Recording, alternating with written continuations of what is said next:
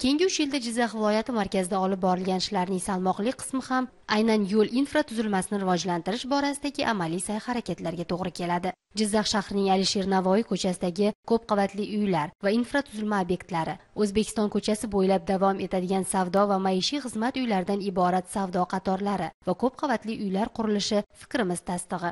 Biz Jizzax shahri Bunyodkor mahallasi aholisi va 33-yo'nalishda qatnaydigan avtobus haydovchilarining murojaati bo'yicha Sadullayev ko'chasida bo'lib bu jihatga yana bir bor amin bo'ldik. Uzunligi 3 kilometr, eni 20 metrdan ziyod ikki yoqlama ko'chaning har ikki tomoni ta'mirga muhtoj.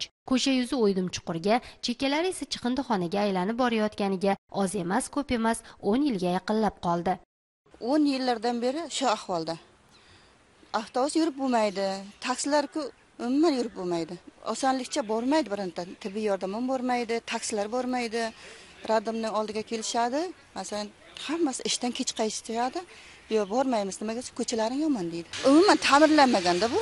Ko'chalar ta'mirlanyapti. Bizning mahallada hali mana shu yerda yashaganimizdan beri biron marta ta'mirlangan eslolmayman-da. Men 96-yildan beri yashayman. Hamma joyga murojaat qilganmiz.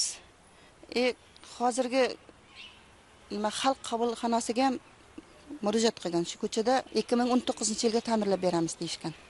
Agar bir kunda 28-30 ta avtobus 3 martadan o'tib qaytsa, bir yilda 365 kun bor.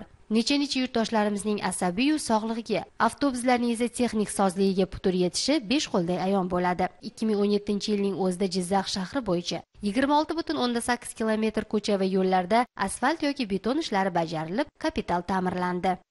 Hamma mahallada imkoniyat darajasida odamlarning talabiga asosan mablag'dan kelib chiqqan holda 2017-yilda ta'mirlash ishlari olib boryapmiz. Hozir siz yuqorida aytgan ko'chani haqiqatan borib ko'rganman.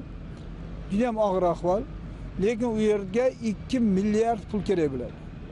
Biz hisob-kitoblarni qilib, hozir shuni 2019-yilga rejalashtiramiz.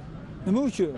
Misol, bizdagi hisob-kitobda 355 kilometr shaharda yo'l bo'ladigan bo'lsa, shundan hozirgi kunda bir 60% ana shunday ahvolda turibdi. Buning uchun hamma chora-tadbirni ko'ryapti.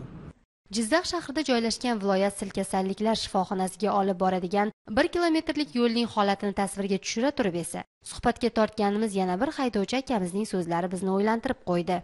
8-9 yil bo'ldi. Men kelmasimdan oldin ham o'zi shunaqa aytdi. Bansiyaga prezident keladi deganda bir ta'mirlaydi deb gap chiquvdi.